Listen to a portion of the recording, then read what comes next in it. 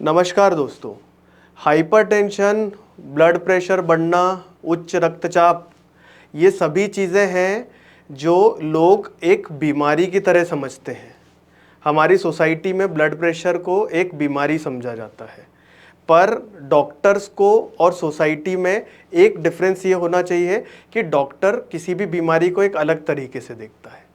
आज जो हम ब्लड प्रेशर के बारे में पढ़ेंगे, मैं आपको इस चीज़ के लिए सेंसिटाइज करना चाहता हूँ कि ब्लड प्रेशर एक बीमारी की तरह मत देखिए। ब्लड प्रेशर को एक साइन सिम्टम की तरह देखिए। एक साइन है, एक लक्षण है जो कि अंडरलाइंग डिसीज, अंडरलाइंग बीमारी के कारण हमको बढ़ा हुआ मिल रहा है। तो अब से जब भी ब्लड प्रेशर की अपन बात करेंगे तो ब्लड प्रेशर को एज अ साइन समझेंगे, एक अंडरलाइंग डिसीज के बारे में। जो हम इन्वेस्टिगेशंस पढ़ेंगे ब्लड प्रेशर की, वो भी इन्वेस्टिगेशंस कुछ इसी तरह रहेंगी कि जो मैं ये बेसिक इन्वेस्टिगेशंस करा रहा हूँ, ये जांचें करवा रहा हूँ पेशेंट की, तो उसके पीछे मेरी कुछ सोच है, कुछ बीमारी पकड़ने की सोच है, अंडरलाइंग कॉज पकड़ने की सोच है। अब आप लोग सोच रहे होंगे कि सर आपने बेसिक जांचों के अंदर ये सीबीसी की जांच लिख दी। कौन गधा डॉक्टर है जो एक सीबीसी करवाएगा ब्लड प्रेशर बढ़ने के मरीज में? भैया मेरे चाचा का बीपी 180 आया है और सर ने सीबीसी की जांच लिख दी। आज मैं आपको पढ़ाऊंगा कि ये बेसिक जांचें क्यों ज़रूरी हैं, उनके पीछे का लॉजिक क्या है, साइंस क्या है उसके पीछे का। तो चलिए, सीबीसी के अंदर हमको पता है कि 3 चीज़ें आती हैं। कौन कौन सी 3 चीज़ें? हमारा हीमोग्लोबिन पता चलता है, टोटल ल्यूकोसाइट काउंट पता चलता है और प्लेटलेट्स के बारे में जानकारी मिलती है। अब ये देखिए, सीबीसी में 3 चीज़ें, हीमोग्लोबिन, टीएलसी और प्लेटलेट्स।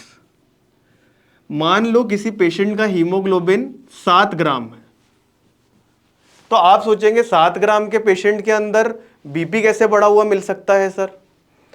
7 ग्राम हीमोग्लोबिन के कारण क्या होता है, पेशेंट की हार्ट रेट बढ़ जाती है, हार्ट को ज़्यादा काम करना पड़ता है ऑक्सीजन देने के लिए और कार्डियक आउटपुट बढ़ जाता है। जो भी कंडीशन जिसमें कार्डियक आउटपुट बढ़ता है, हार्ट रेट बढ़ती है, उसमें पेशेंट का ब्लड प्रेशर यूजुअली थोड़े बढ़े हुए मिल जाते हैं। तो एक पेशेंट आपके साथ में आता है, 140-70 का बीपी लेके आएगा और आप केवल उसको बिना देखे टेलमिसार्टन या एम्लोडिपिन की गोली लिखना है, ऐसा नहीं है। मैं चाहता हूं कि आप कुछ पेशेंट्स के अंदर ये बेसिक जांचें कराइए और शायद उस पेशेंट को अनीमिया के कारण हार्ट रेट बढ़ी हुई है, कार्डियक आउटपुट बढ़ा हुआ है, उसकी वजह से 140 का ब्लड प्रेशर आ रहा है। अंडरलाइंग कॉज अनीमिया है, अनीमिया का वर्कअप करेंगे, अनीमिया को करेक्ट करेंगे, पेशेंट का ब्लड प्रेशर अपने आप खत्म हो जाएगा। ब्लड प्रेशर इस केस में बीमारी नहीं थी, एक बढ़ा हुआ साइन था, अंडरलाइंग डिसीज जो कि सीवियर अनीमिया के फॉर्म में हमारे सामने आ रही थी। तो अगर कोई पेशेंट अनीमिक है तो उसका ब्लड प्रेशर हमको बढ़ा हुआ मिल सकता है। वहीं किसी पेशेंट का हीमोग्लोबिन 19 ग्राम हो गया, 19 ग्राम हो गया तो क्या होगा, ब्लड हमारा गाढ़ा हो जाएगा। गाढ़ा ब्लड हमारे ब्लड वेसल्स के अंदर से जाएगा तो गाढ़ा ब्लड थोड़ा सा ज्यादा प्रेशर्स ट्रांसमिट करेगा हमारी ब्लड वेसल्स की वॉल के ऊपर। तो गाढ़ी चीज का प्रेशर हमेशा ज्यादा, तो शायद ये 19 ग्राम वाले हीमोग्लोबिन के पेशेंट का बीपी आपको 160 या 170 मिल सकता है। तो सीबीसी की जांच में केवल हीमोग्लोबिन से भी आप पता लगा सकते हैं कि पेशेंट के हाइपरटेंशन का कॉज क्या है।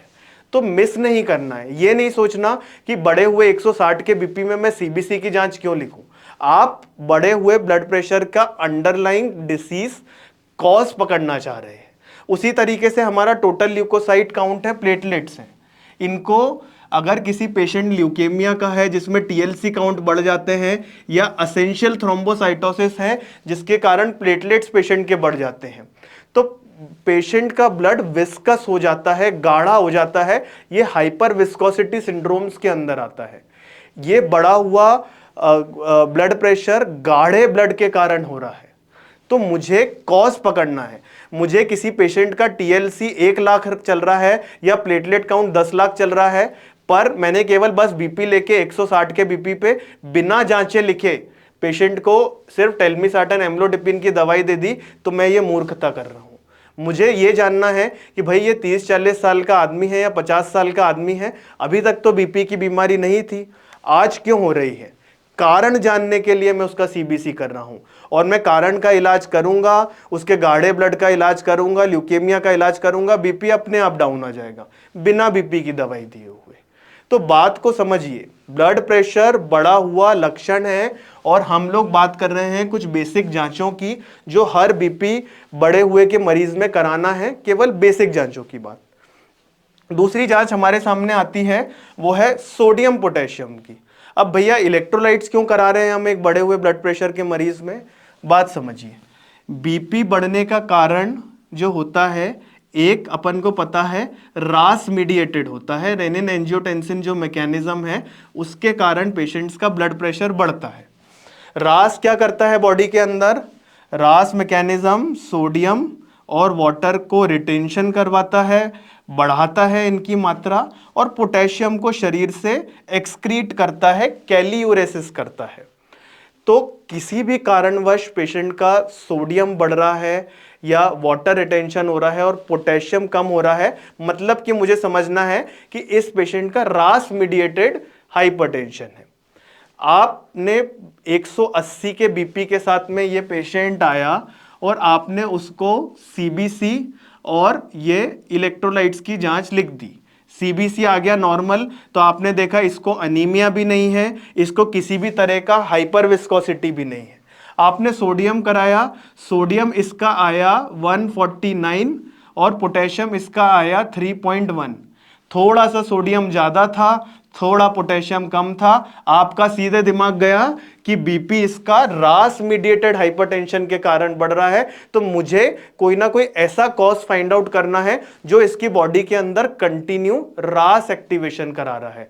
वो कोई अड्रिनल ग्लैंड में बैठा हुआ ट्यूमर हो सकता है, वो कभी रीनल आर्टरी स्टेनोसिस के कारण हो सकता है, एन नंबर ऑफ वजह हो सकती है, पर केवल एक छोटी सोडियम पोटेशियम की जांच से आपको इतना क्लू मिल गया कि रास मीडिएटेड हाइपरटेंशन है। अब मुझे रास मीडिएटेड हाइपरटेंशन के कॉजेस के लिए वर्कअप करना है। अगर मैंने वजह ढूंढ ली, उस अड्रिनल ट्यूमर को फाइंड आउट कर लिया, पेशेंट के रीनल आर्टरी स्टेनोसिस को ढूंढ लिया, तो पेशेंट का बीपी अपने आप कम हो जाएगा, उसको जीवन भर की बीपी की दवा नहीं चालू होगी।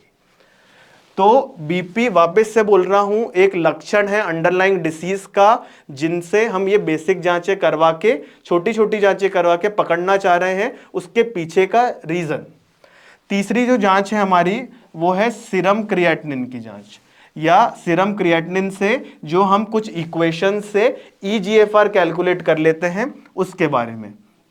अब चाहे अक्यूट किडनी डिसीज हो, अक्यूट किडनी इंजरी हो, या क्रॉनिक किडनी डिसीज हो, क्रॉनिक रीनल फेलियर हो, इन दोनों ही कारण के वजह से पेशेंट का ब्लड प्रेशर बढ़ जाता है। तो अगर अक्यूट किडनी इंजरी में है, किसी भी कारणवश पेशेंट का सीरम क्रिएटिनिन बढ़ेगा या ईजीएफआर पेशेंट का कम होगा, तो उसकी वजह से बीपी बढ़ेगा। तो अब जब पेशेंट आया मेरे पास 180 के बीपी के साथ या फिर 160 के बीपी के साथ, तो मैंने उसकी एक सीबीसी करा के अनीमिया और हाइपरविस्कोसिटी रूल आउट करी। मैंने पेशेंट का सोडियम पोटेशियम करवा के रास मीडिएटेड हाइपरटेंशन को वजह पता लगाने की कोशिश करी। तीसरा, मैंने क्रिएटिनिन और ईजीएफआर से यह देखना चाहा कि कहीं किडनी की कोई अक्यूट या क्रॉनिक बीमारी के कारण पेशेंट का ब्लड प्रेशर तो नहीं बढ़ रहा है। अगर पेशेंट का क्रिएटिनिन बढ़ा हुआ आया तो मैं अक्यूट किडनी इंजरी या सीकेडी के लिए लाइन ऑफ वर्कअप चालू कर दूंगा, उसका इलाज करूंगा, जिससे कि पेशेंट का बीपी कम आ जाएगा। मैंने क्रिएटिनिन की जांच से पेशेंट की बीमारी पता लगाना चाहा और बीमारी का इलाज करके पेशेंट का लक्षण जो बढ़ा हुआ बीपी था उसका इलाज किया। जो चौथी जांच है हमारे पास में, वो है लिपिड प्रोफाइल। अब लिपिड प्रोफाइल से क्या है, कोलेस्ट्रॉल बढ़ भी रहा है तो भी क्या पेशेंट का कोलेस्ट्रॉल ऐसा है कि 300 का कोलेस्ट्रॉल हो जाएगा तो पेशेंट का बीपी बढ़ जाएगा क्या? नहीं। पर अगर किसी पेशेंट का कोलेस्ट्रॉल बढ़ा हुआ है तो शायद चांसेस हैं कि उसके शरीर में एथेरोस्क्लेरोसिस होना चालू हो रहा है। अगर एथेरोस्क्लेरोसिस होना चालू हो रहा है, आर्टरीज के जो ल्यूमन है उसके अंदर लिपिड्स के थक्के जमना चालू हो रहे हैं, थ्रोम्बस बनना चालू हो रहे हैं, तो ल्यूमन का डायामीटर कम होते से ही प्रेशर जो पाइप के अंदर है वो बढ़ जाएगा। आपने देखा होगा हमारे घर का जो माली होता है, पौधे पौधे में पानी देता है, तो जो बगल वाला पौधा है उसके लिए पूरे नली को खोले रखता है और ऐसे करके पानी वहीं गिर जाता है। और वो जो वहां दूर खड़ा हुआ जो पौधा है उसके लिए वो आधी उंगली से पाइप को बंद कर देता है। जैसे ही ल्यूमन को उसने अपनी उंगली से बंद किया, उसका प्रेशर बढ़ जाएगा, और प्रेशर बढ़ता है तो दूर वाले पौधे तक चले जाता है। वैसे ही आर्टरीज के अंदर है, लिपिड प्रोफाइल बढ़ी, आपका बैड कोलेस्ट्रॉल बढ़ा और उसके कारण एथेरोस्क्लेरोसिस हुआ, ल्यूमन छोटा हुआ आर्टरीज का और एकदम से प्रेशर बढ़ जाएगा और ब्लड तेजी से आगे जाएगा, हाई प्रेशर से हाई वेलोसिटी से आगे जाएगा। तो लिपिड प्रोफाइल भी इसीलिए करानी है क्योंकि हम चाहते हैं कि देखना कि कहीं पेशेंट को एथेरोस्क्लेरोसिस तो चालू नहीं हो रहा है, उसके कारण तो ब्लड प्रेशर नहीं बढ़ रहा है। अब बात आती है अपने फास्टिंग ग्लूकोज की, जो हमारी ये इन्वेस्टिगेशन है। फास्टिंग ग्लूकोज क्यों करवाना है एक ब्लड प्रेशर के मरीज में? उसका तो बीपी बढ़ रहा है, उसकी तो शुगर भी नहीं है। ये इसीलिए करवाना है क्योंकि भारतीय जनता जो है, भारत देश जो है, वो diabetes capital of the world कहलाता है। यहाँ पे हर दूसरा तीसरा चौथा व्यक्ति हमको डायबिटिक मिलेगा। और आपको एक बात बता दूं, आप ये लेक्चर देख रहे हैं कि डायबिटीज में ऐसे 10 कारण होते हैं जिनके कारण पेशेंट को बीपी हो जाता है। इसको और आसान भाषा में समझेंगे कि कोई पेशेंट है जिसको हाइपरटेंशन नहीं था, केवल 5 साल से डायबिटीज है, तो शायद अगर डायबिटीज अनकंट्रोल्ड रही तो 6ठे साल में उसको बीपी की बीमारी हो जाएगी डायबिटीज के कारण। एक लेक्चर अपन लेंगे इसी के ऊपर कि डायबिटिक पेशेंट्स में ब्लड प्रेशर बढ़ने के क्या क्या कारण हैं। पर अभी के लिए आप लोगों को इतना जानना जरूरी है कि फास्टिंग ब्लड ग्लूकोज की जांच करानी आवश्यक है हर ब्लड प्रेशर के बढ़े हुए मरीज में। तो जैसे आप अपने ओपीडी में बैठे बैठे पेशेंट के जब वाइटल्स लेते हैं, बीपी लेते हैं, उसका पल्स SpO2 देख लेते हैं, वैसे ही बैठे बैठे एक रैंडम ब्लड शुगर कर लो, देख लो। ये सबसे सस्ती और सुंदर जांच है, पता चल जाएगा कि भैया डायबिटीज तो कारण नहीं है इसके ब्लड प्रेशर बढ़ने का। तो बेसिक जांचों में अपन ने अभी कुछ ब्लड की जांचों की बात करी। CBC हमने देखा कि अनीमिया तो नहीं है, हाइपर विस्कोसिटी तो नहीं है। अनीमिया के कारण कार्डियक आउटपुट बढ़ा, इसके कारण बीपी बढ़ गया। अगर पेशेंट को पॉलीसाइथीमिया है, ल्यूकेमिया है या थ्रोम्बोसाइटोसिस है, ये तीनों ही चीजें अगर बढ़ रही हैं पेशेंट की, तो ब्लड गाढ़ा हो रहा है, विस्कस हो रहा है, उसके कारण पेशेंट का बीपी बढ़ रहा है। सोडियम पोटेशियम से रास मीडिएटेड हाइपरटेंशन के बारे में जानकारी मिल गई। क्रिएटिनिन से अक्यूट किडनी डिसीज और क्रॉनिक किडनी डिसीज के बारे में जानकारी मिल गई। एक लिपिड प्रोफाइल की जांच से आप ये समझ लेंगे कि कहीं ना कहीं इसके आर्टरीज के अंदर एथेरोस्क्लेरोसिस तो डेवलप नहीं हो रहा है और ल्यूमन छोटा तो नहीं होने लग गया है। ल्यूमन छोटा होगा, बीपी बढ़ रहा है।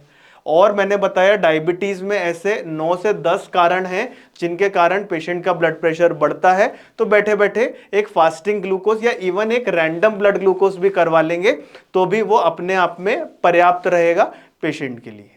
बात आती है 2 छोटी छोटी और जांचों की जो यहाँ पे दिख रही हैं। एक ECG की जांच है और एक ये हमारी यूरिन की जांच है। तो ECG और यूरिन RM, अगर मैं आपको एक चीज बोलूं कि यूरिन RM जो डॉक्टर देखना जानता है अच्छे से, तो इसको लिक्विड बायोप्सी ऑफ किडनी भी बोलते हैं कि इसमें हमको इतनी जानकारी मिल जाती है।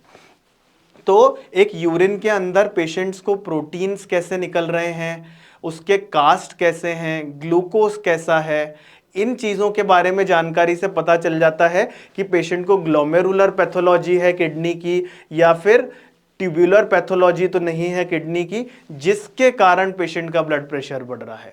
तो यूरिन की जांच एक बढ़े हुए ब्लड प्रेशर के पेशेंट में क्यों करा रहा हूं? देखना चाहता हूं कि प्रोटीन यूरिया कैसा है, यूरिन RM के अंदर कास्ट कैसे दिख रहे हैं। ये जान के मुझे जानकारी मिलेगी कि ग्लोमेरुलर डिसीज है कि हमारी ट्यूबुलर डिसीज है। मैं हमेशा बीमारी पकड़ने की कोशिश कर रहा हूं, मैं लक्षण का इलाज तो करूंगा। देखो भैया, बीपी की दवा मैं एक पर्चे पे चिपका दूंगा, पर मैं पहले वजह पता लगाऊंगा, उस वजह को मिटाने की कोशिश करूंगा जिससे कि तेरा लक्षण खत्म हो जाए। वहीं एक ईसीजी की जांच से आपको हार्ट के बारे में जानकारी मिल जाएगी कि क्रॉनिकली हाइपरटेंसिव होगा तो एलवीएच के चेंजेस मिल जाएंगे, लंबे समय से बीपी बढ़ता है तो हार्ट की मसल्स हाइपरट्रोफी हो जाती हैं, हार्ट हमारा बड़ा हो जाता है, कठोर हो जाता है, एलवी डायस्टोलिक डिसफंक्शन सेट होने लगता है, अरिथमियाज जैसी चीजें आने लगती हैं, एट्रियल फिब्रिलेशन हो सकता है, वेंट्रिकुलर अरिथमियाज आ सकते हैं। तो केवल सीबीसी की जांच, ये छोटी सी सोडियम पोटेशियम की, एक क्रिएटिनिन की, लिपिड्स की, फास्टिंग ग्लूकोज और यूरिन और ईसीजी की जांच से, इन 6-7 छोटी छोटी जांचों से आपको कहीं ना कहीं पेशेंट के ब्लड प्रेशर बढ़ने का कॉज पता चल जाएगा और आप उस कॉज को ट्रीट कर देंगे तो आपका जो लक्षण है बढ़ा हुआ ब्लड प्रेशर वो शायद कम हो जाए, उसको कम करने में आप बहुत ही अच्छे से सक्षम हो जाए। हमारा क्लिनिकल गुरुजी पे एक हाइपरटेंशन का पूरा कोर्स है जिसके ऊपर मैंने एक बढ़े हुए ब्लड प्रेशर के पेशेंट में हिस्ट्री में क्या देखना है, एग्जामिनेशन में क्या क्या पॉइंट्स देखने हैं जिससे कि हम बीमारी तक पहुंच सकें, ये बेसिक इन्वेस्टिगेशंस थी। इसके ऊपर की एडवांस्ड इन्वेस्टिगेशंस के ऊपर की बात करी है। रेजिस्टेंट हाइपरटेंशन क्या होता है, यंग लोगों के अंदर बीपी क्यों बढ़ रहा है आजकल, उसका इलाज कैसे किया जाए, प्लस जो प्रेगनेंसी के अंदर हाइपरटेंशन होता है उसकी बात की है। इन तमाम चीज़ों की बात की है ब्लड प्रेशर से रिलेटेड। तो वो कोर्स और उसका जो लिंक है वो आपको नीचे हमारी लिंक में मिल जाएगा। और इसी तरीके की छोटी पर बहुत ही महत्वपूर्ण जानकारी के लिए हमारे साथ क्लिनिकल गुरुजी में बने रहिए। धन्यवाद।